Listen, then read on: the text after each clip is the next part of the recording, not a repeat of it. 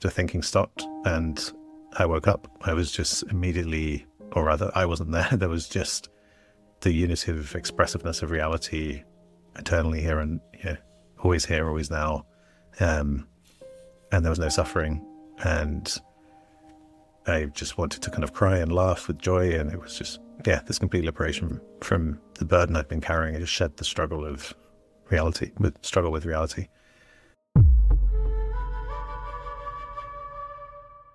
Well, I am very excited to welcome Dr. James Cooke to the podcast. He is a neuroscientist, author, and researcher exploring the nature of consciousness and its connection to the human experience. He's got a PhD from Oxford and over a decade of research at places like UC Berkeley and Trinity College in Dublin. His work bridges science and spirituality, which is so interesting to me. His new book, The Dawn of Mind, How Matter Became Conscious and Alive, dives deep into the mysteries of consciousness, and that's part of what we will be talking about today. Hello, James, and welcome. Hi, Eric. Thanks. It's great to be here.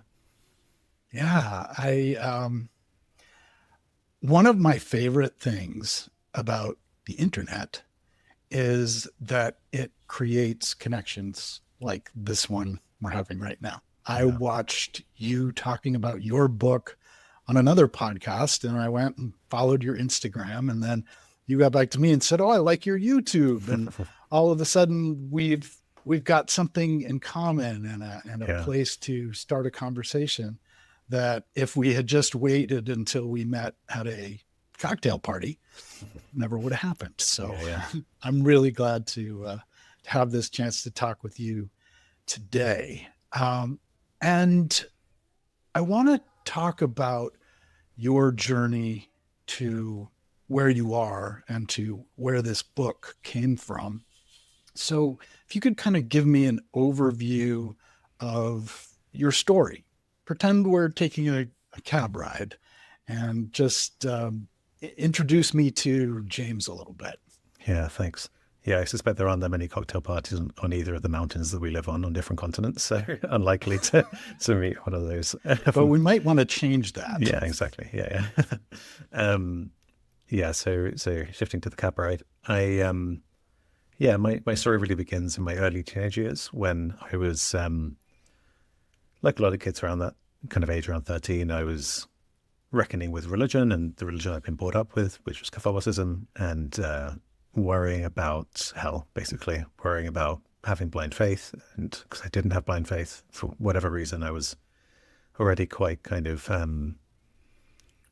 scientifically minded, I guess. I needed evidence for my beliefs, and but I wanted to believe, but I couldn't. And so this led to a really intense rumination that really felt like everything was on the line, like I could end up in hell if I didn't figure this out, and if it turns out hell was real.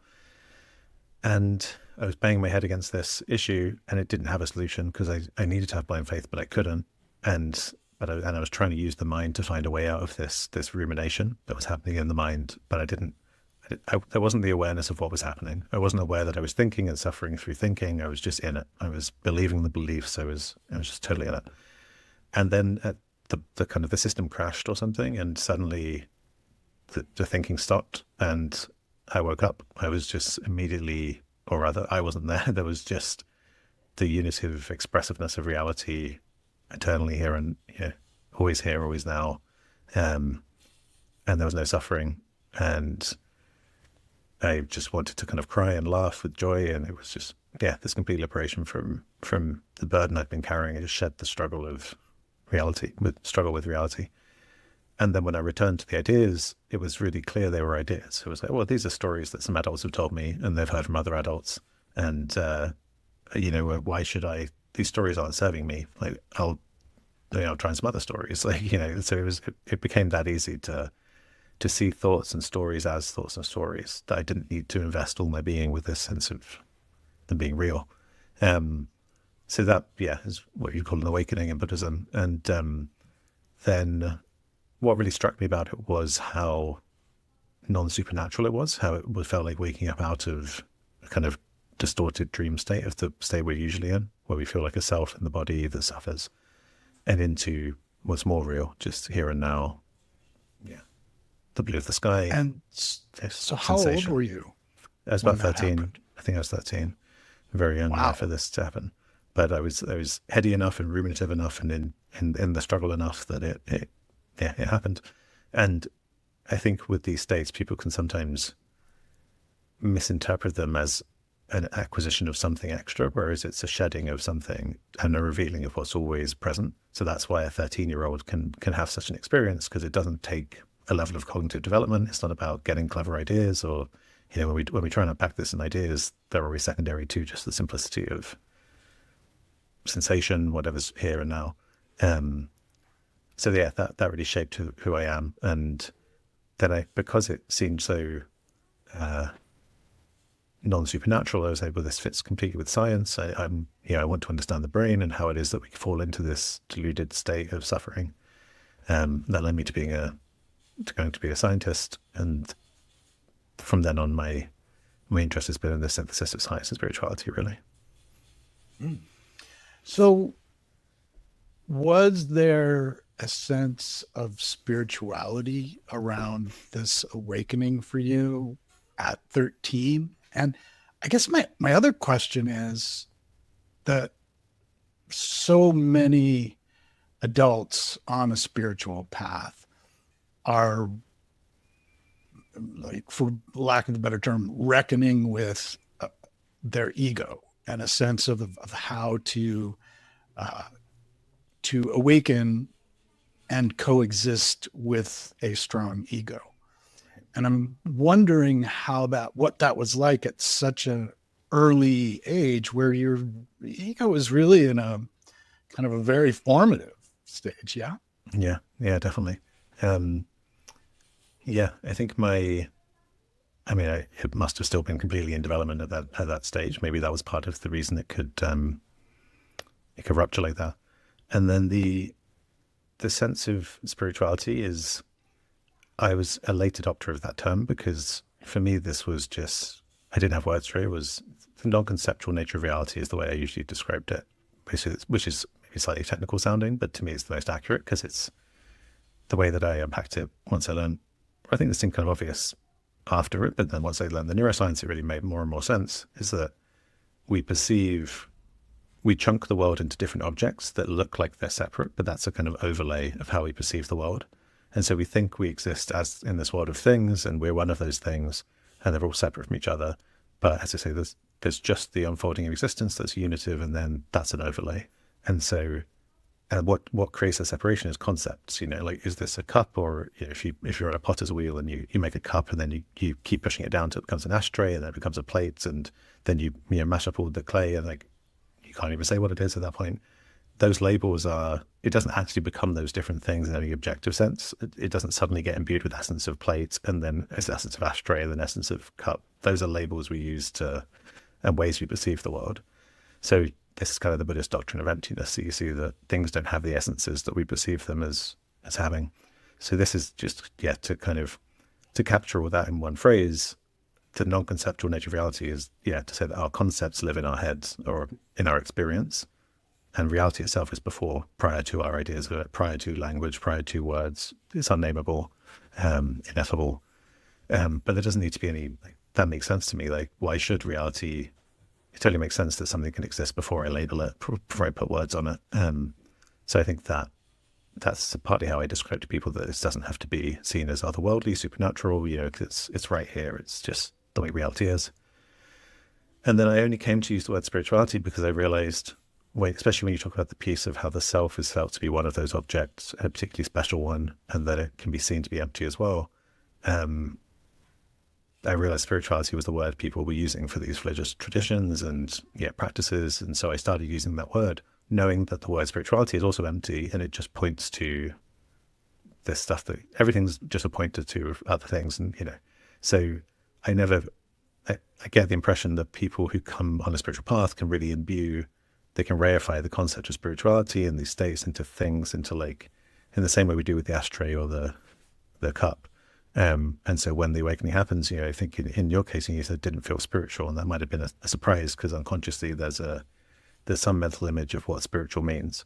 So I never had that mental image. I always just use the word spiritual as a way of languaging this stuff, but it's and only really to tie it into other traditions. But I could totally, I'd be very happy to yeah, if I say I couldn't use that word anymore, I think I'd be fine finding other ways to talk about it. And maybe that would even be more accurate, than saying spiritual, because people have their own images they bring with them. Yeah, it's a loaded term in some sense, and then it's that it also has the language and the metaphor that it can very effectively point to a lot of these things that we're talking about. So, Yeah, actually, I do go into that in my book, where at the end I kind of I kind of unpack like why I think that word spirituality is used, and I come through the kind of philosophy and science stuff to come to this view of reality as a process where it isn't made of solid substance. Again, like with even matter doesn't have some solid essence of matter in it. Everything's just this flux, this empty relational process, as I see it. Like a process of interdependence. And so with that flow, you realize I was looking to the etymology of the word spirituality, and the word spirit comes from breath. And in loads of different cultures, breath and spirit there's that correspondence. And so the way I unpack it in the book is to say that spirituality, I think that's a useful term when you see it as, you realize that we are a process. There's like a wave in the ocean. We're not separate from the rest of existence, and reality itself is a process. And when you see that your breath is the same thing as the breath of existence, you see that that's the flowing nature of spirit and process. That's when it starts to make sense to me that throughout history people have spoken about spirit, but then it's very easy to not see it that way and just think, oh no, there's the material world and that's how it looks, and then there's this other spiritual plane that's also kind of a real separate thing made of something else. I think that's the mistaken way. No breath, no consciousness. Yeah.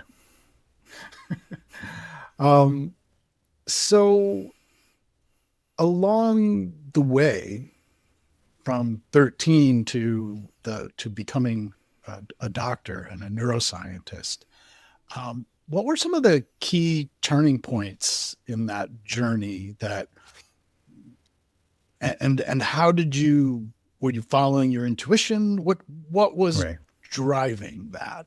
Yeah, I would say it was intuition 100% of the way. I was kind of lucky. Well, a double-edged sword of, I didn't have, some families, you have this thing of like, you have to do this career, or, and I had the opposite of that. I had a lot of freedom to choose, like no pressure or expectations.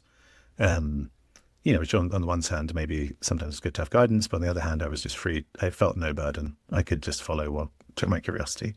And initially started going to art school, and my parents had no objections to that. They weren't finger wagging and saying you should become an academic or something. So, but I just found that it wasn't resonating. So again, intuition just led the way. I didn't, again, even choosing art school, I didn't. If you'd asked me at the time, do you have a career path for this? Do you think this is going to work out well? If I'd stopped to think about it, I would have probably said, nope, probably not. But I was just following my instinct, as you say. So, but yeah, then it just through a series of events, it kind of worked out pretty well. In that there was some coincidences. Literally, it all came down to one day where a teacher who basically believed in me, I stumbled into him completely by chance because I'd left a scarf at the college where I'd been studying, and I went back for it. And this was like 2 days before the deadline for university. And then we had a conversation, and he helped me get my application together. And if that hadn't have happened, if I hadn't left the scarf, I'm sure my timeline would have been absolutely different. So that felt like a really formative moment, a kind of turning point in my path. Talk to me about that a little bit, because I've noticed in my own life the same thing, just mentors, synchronicity, chance, happenings. I think that for many of us, those are just sort of like the last thing on the list of things that matter. Like, oh, I got to get I've got to be proactive, and I've got to do it, make it, get it, visualize it, manifest it. Yet there are so many things like that scarf, leaving a scarf somewhere where you show up and someone is there and your eyes are open to it. Because how easy is it to leave a scarf, go and think, oh God, I'm late. I left my scarf there. And never make that connection. Talk to me about how Yeah. that's shown up in your life and how synchronicity and mentors have presented itself. Yeah. It's happened very kind of, I guess I could say I'm actually quite, there's a level of openness that's maybe so open that I don't even pay attention to it really. Like I don't, Mm. it's like I don't, there's definitely a strong like instinct of non-clinging around kind of, or like, around the significance of, I mean, it's strange because it feels like, those moments have been fortunate, but I guess I see it as kind of the, just a signal of the unbound kind of chaotic in a nice way nature of reality where it can just like in different timelines crazy chance occurrences can happen leading you to ricochet on all these different paths. Uh yeah, so I think I've just been they were the real mentor. It was two teachers, one who I ran to that day and then they ran this class together. um and yeah, I'd been in this, it was called critical thinking, and it was for like a small group of us who like they thought would be good for this. It was almost like philosophy and like reason and all this kind of stuff. And it was fun in my teenage years. And then it was through that I think he'd seen that I would have been a good fit for university. And then, but I'd been told by the principal of our college not to apply to this. I was applying to Oxford, and that's like, it holds this. I don't know, it looms large in people's mind and in academia and in England and beyond. Yeah, even And here in the United yeah, States. Um, so, um, so yeah, it really came down to because I had believed that authority figure, and then but there was when the mentor figure uh, showed this kind of believing in me. I guess there was a trust in that and a willingness to follow his lead there. Um, yeah, I don't have perhaps a particularly good clean answer as to how other instances where mentors have shown up in my life in that way, but that really felt like an Sure, important one. sure. No, that's a great story though. Well, so you mentioned the orienting towards the unbound, I think you put it. And of course, a big part of the hero's journey, the very beginning of the hero's journey is that facing the unknown. And so much of what keeps us locked into habits and even a sense of self is just that comfort zone of what we feel is known, right? So what, if any, fears or challenges did you face kind of Yeah. stepping into the unknown like that? And then how did you move through them? Yeah, so I would say once I once I landed in kind of I guess the realm of like academia and stuff, I just felt so at home. That felt, I mean, I was gonna say that feels like the realm of the known, but it literally is, and that it's all about knowledge and understanding and building up knowledge. And so I really flourished there. And then when I was working as a neuroscientist, I would say my real step across the threshold into the unknown. I didn't realize necessarily that's what I was doing at the time, but um, I'd become interested in I'd always been interested in kind of opening up, awakening for people because of how much it had benefited me. Um, and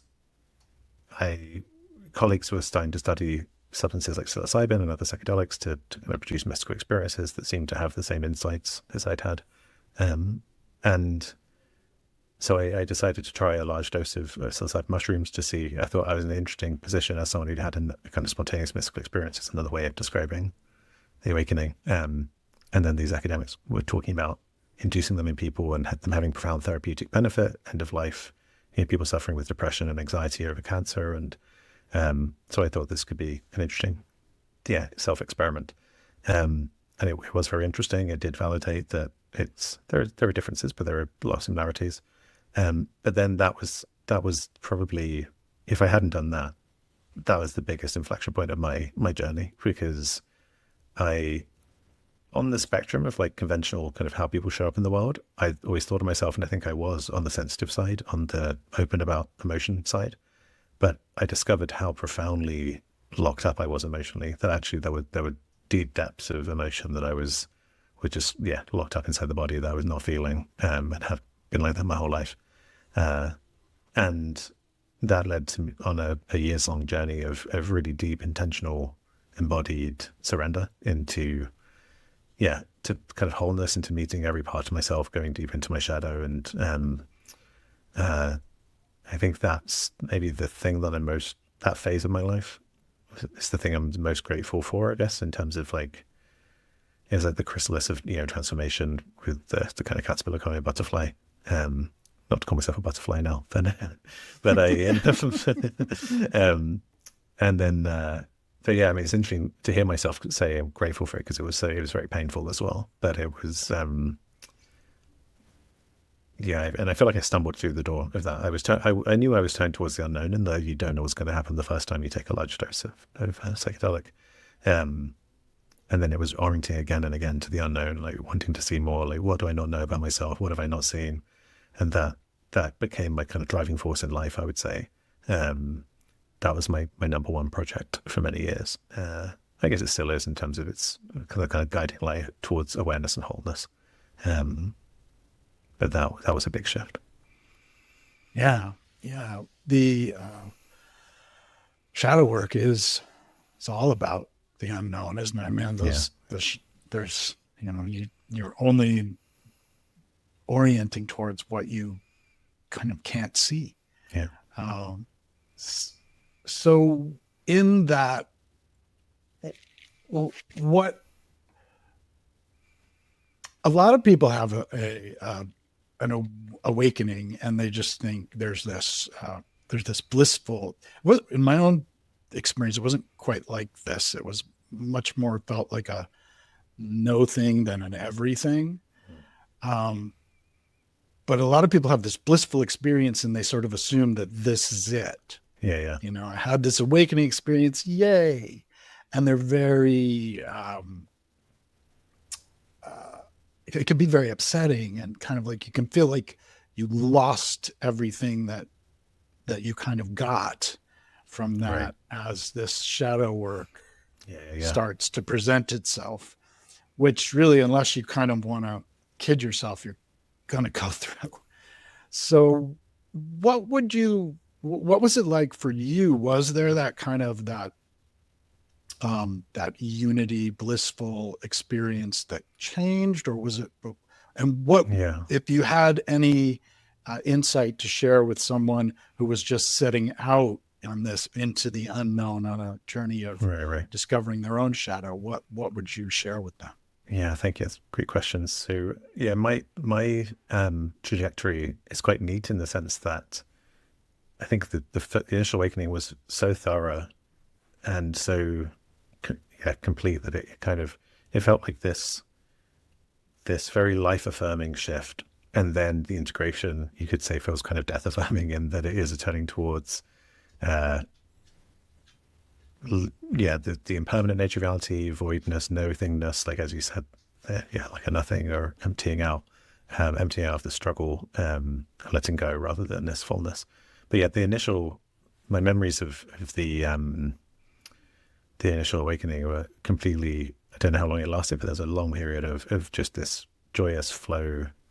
The way you described your own awakening completely brought it back. Just this, like, I remember every time I'd walk anywhere, I'd just be feeling leaves on the plants as I passed them, on bushes, and that wasn't the normal thing I think 15-year-olds were doing, just being raptured by the patterns in leaves and the clouds in the sky. And that's, I just felt like this state of innocence and flow. And then the suffering definitely crept back in very strongly, and then I never lost contact with it, but it definitely became just more normal, like a background okayness, like an absolute okayness that I could drop into, but only for a short period of time before collapsing back into the suffering self.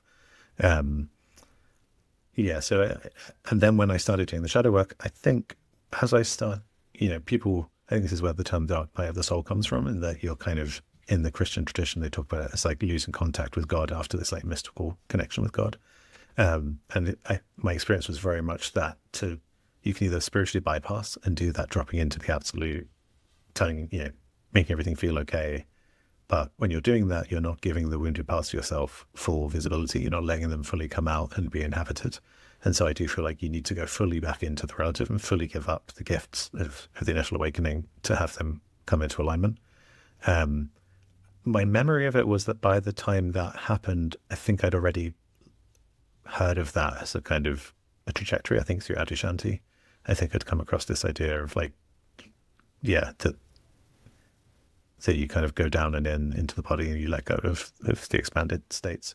Um, so it was okay. It just felt like what had to happen. And the awakening was so in my bones that I didn't feel any fear that that was like gone forever, because there was almost, I think from having it happen at such a young age, my identity kind of built around it in a way where there's some kind of harmony there.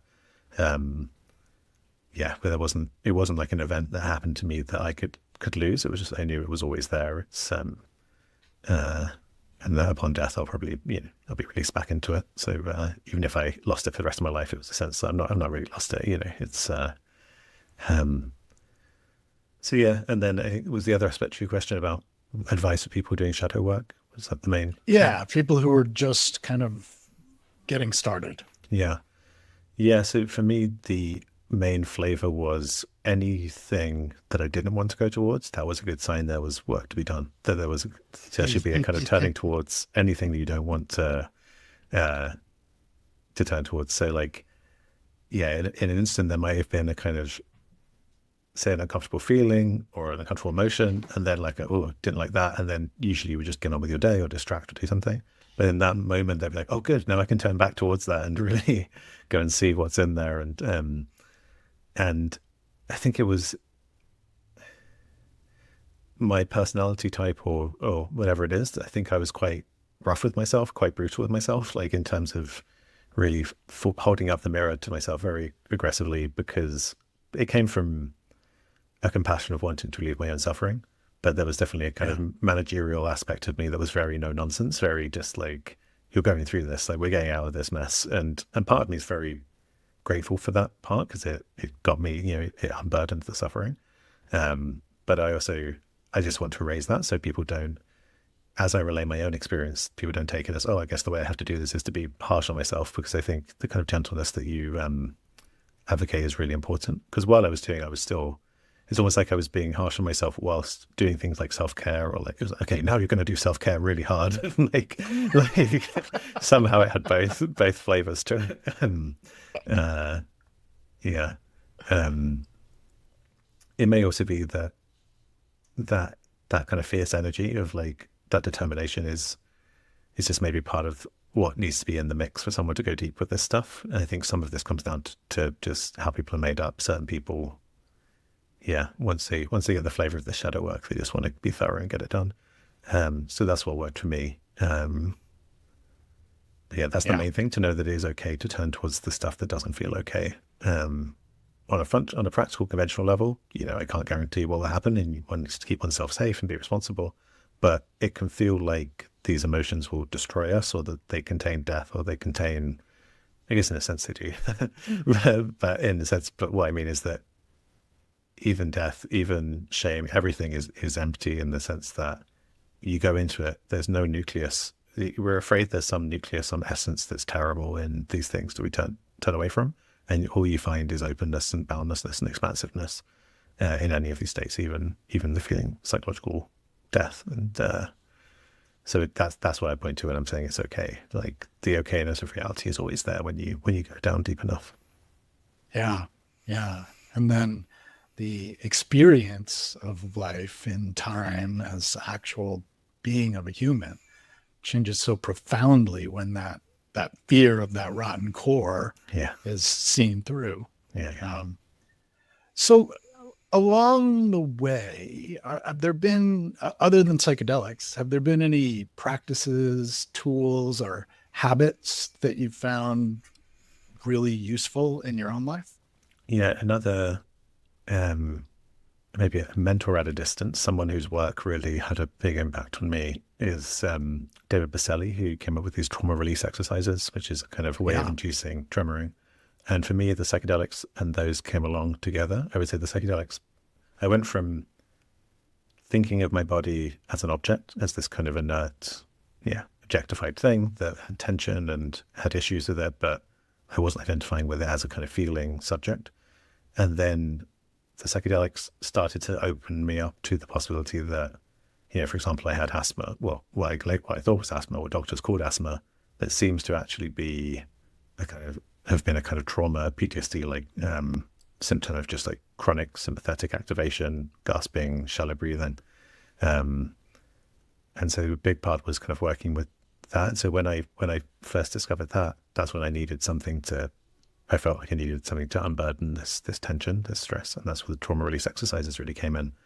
Um, so for many years, that was my path. Really, was just surrendering, opening, and I would find my body would start shaking when I opened to the shadow stuff. So it was this kind of the somatics, the shadow work. I would say also internal family systems therapy. I found really powerful in terms of disentangling different. I've been using the language here of saying certain parts of me feel a certain way and other parts feel other ways, and that's the language of IFS, which really I think is a great model of how the mind comes into kind of conflict with itself. Those tools really carried me through. And then also, my wife got me a book from Gay Hendricks called Learning to Love Yourself. And that was just a kind of invitation to self-compassion, self-love that I think, again, as these social creatures, we sometimes just need someone to be like, it's okay, like you can do it. I give you permission to do it. And that's what that felt like. And that was really revolutionary for me. Because you need that openness, that loving quality to come into that wholeness. So all those things really felt like gifts, that they were like keys to the prison that I was in. Yeah, Or thought I was. they're beautiful. Thank you. Thank you for sharing that. It is, I think, a common experience for people who are seeking or approaching awakening as a practice, to feel alone in their journey, that this is about me finding me. And I think when we see that, how it interacts with that basic human need to be a social animal, it can be kind of like shocking, like, wait, this isn't all about me, because suffering feels so personal, my suffering. And it, the social, the compassion aspect of it, what was that like for you? Other than the book that your wife gave you, did you have a group or support going through this? Yeah, the biggest event like that was on an ayahuasca retreat. I had a group sharing session where I kind of just shared what happened to me. The most kind of intimate aspects of traumas and things, and that was really powerful just to have that witnessed. And the journey itself, I think a certain kind of paradox of, as you say, with this path is that sense of aloneness, that it can be quite isolating, especially if you have, if you come from like this kind of social sphere where people aren't interested in spirituality or whatever you want to label this stuff, and then you start getting into it. That I found that quite alienating. Well, people seem to be alienated by it. So there could be a sense of isolation there and disconnection, and asking for support and not receiving it from people who just don't really understand what this is, and are weirded out by it. So that was part of I'd say it's quite a big part of my process, was the pain of that, the kind of seeking to be seen in the reality of this, whereas there being a pain of that perhaps being dismissed as, I think, to the average person who's not interested in this, it could just seem kind of delusional or like some kind of mental health episode or something, if they're completely unfamiliar with it. Right. And so there was a pain of disconnection there. But as you pointed to, this like part of the joy of having these conversations is you get to meet people who are you do feel seen by, in terms of have been there themselves, and it's an ongoing process, I would say. Yeah. So the mind, I'm really curious about what you've found, and I'm looking forward to reading your book. Full disclosure, I haven't had the pleasure yet. What is this is another thing. The mind takes a lot of heat in non-duality circles, Mm. and the whole idea of like thoughts and no thoughts better than Right, thoughts, right. mind not good, Yeah. spirit good. Yet your book seems to take that head on, and I'm curious what you found about the mind and consciousness. If you could kind of like imagine that I'm in elementary school, Yeah, yeah. and if you could kind of just lay it out a little bit simply, sort of Yeah, yeah. what's there. I think Einstein said a thing about it's like if you can't explain something to a 4-year-old, then you don't understand it yourself. So that's that's a good. Yes, Um, let's just imagine that I'm a 4-year-old, because there's certainly is a 4-year-old inside of me. yeah. Yeah. So I mean, I think the title of my book, ironically, will be perhaps off-putting to people in the kind of non-duality side of things. And I guess I am pitching it mainly to the mainstream audience of like science and philosophy to be like, come on over to these insights, So the language of the title, I mean, in the book, I basically say that, the subtitle is how matter became conscious and alive, but I basically say matter isn't really a thing.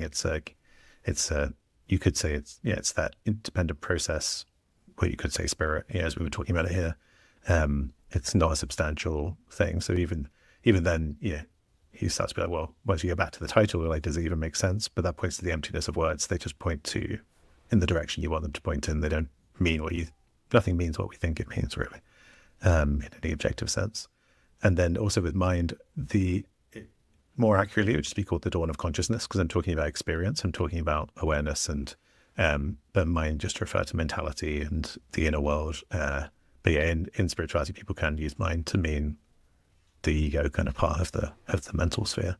But yeah, so this is very much about just experience.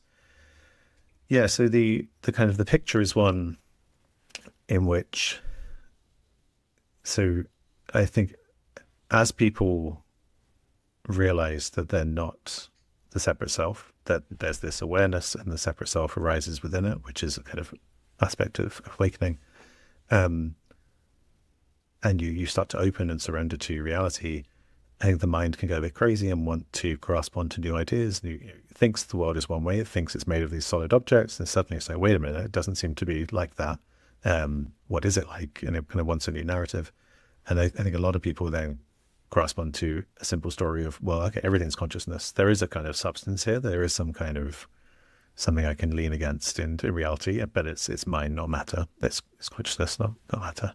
And I think the picture's a little bit more, I guess I would say, slightly more complicated than that, in that I think this emptiness, this relational, this interdependent empty flow is what reality is. It's this empty fullness. It's a being and non-being in this interplay.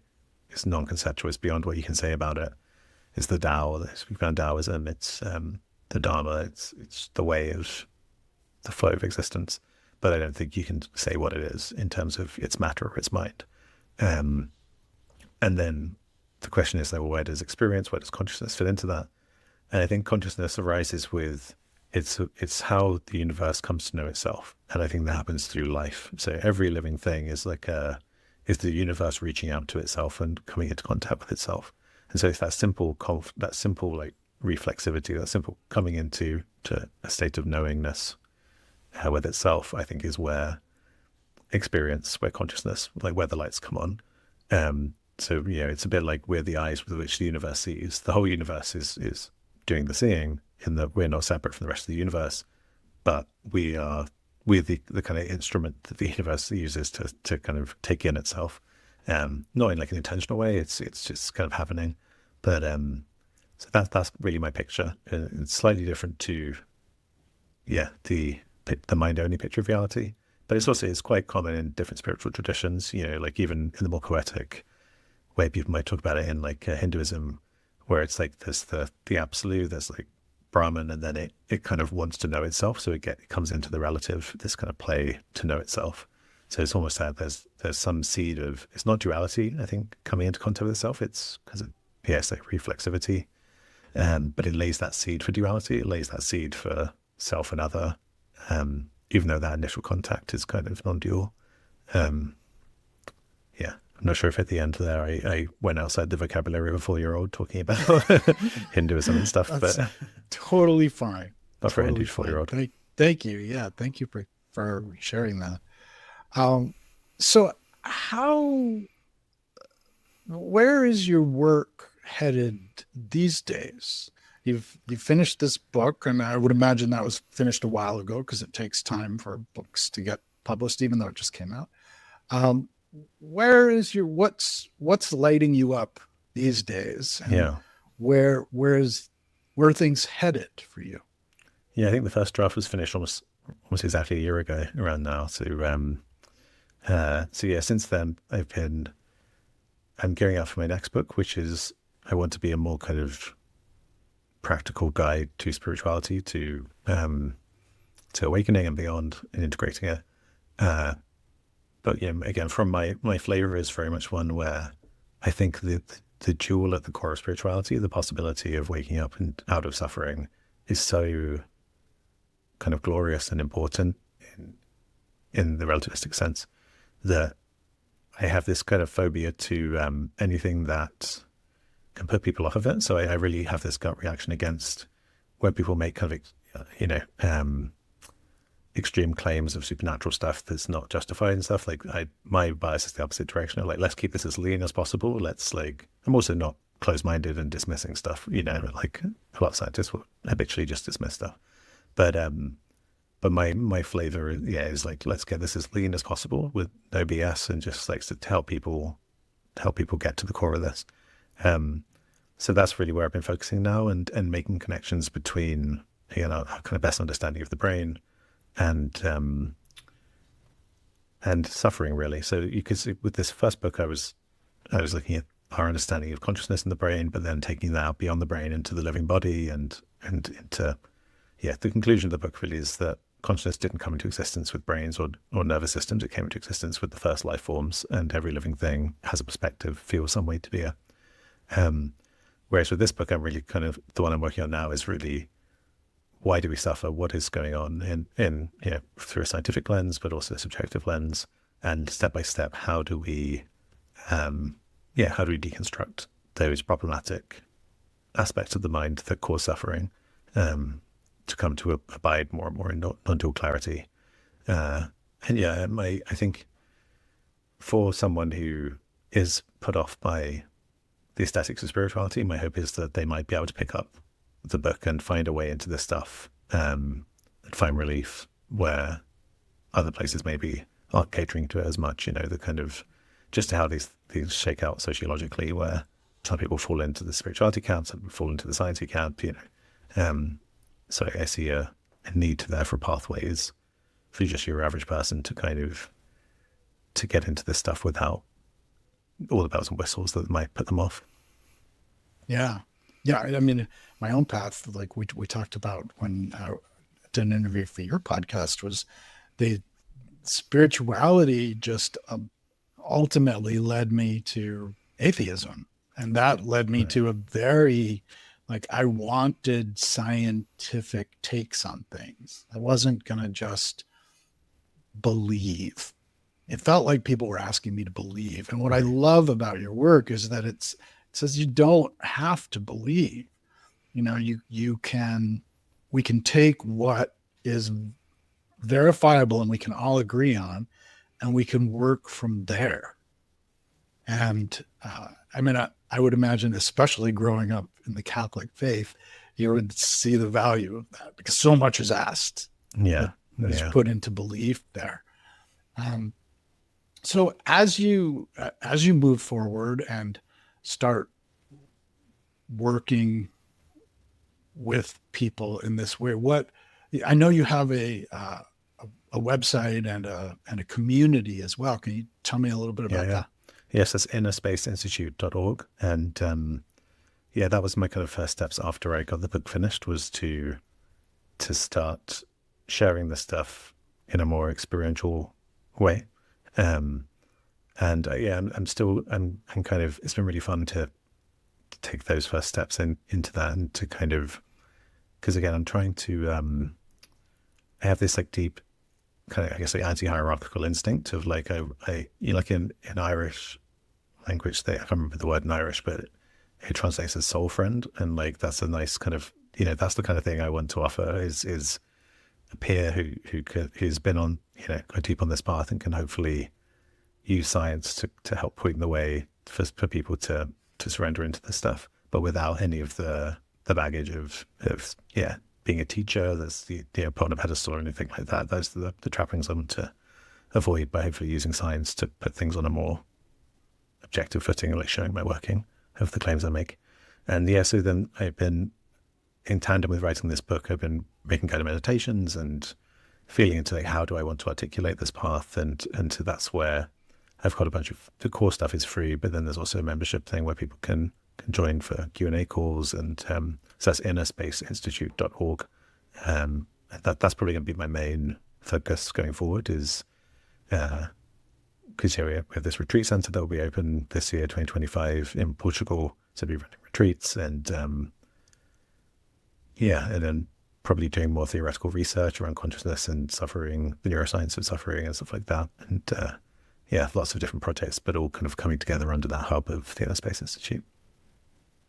So is there one great question that you're kind of living into these days, something that is guiding your work and your life? Yeah, I think it is trying to see as clearly as possible what suffering is, really, to language it through multiple lenses, to read it, so that for my own kind of integration, but then also to communicate to other people, you know, what's this core thorn that seems to be in our side as these human beings that kind of just something we typically come into adulthood with something being off, like where we're not just perfectly at peace, you know. And that's kind of what this path is about, is reckoning with that and unburdening, mixing my metaphors there, unburdening the thorn in your side. It must be a big thorn. But I like it. Yeah.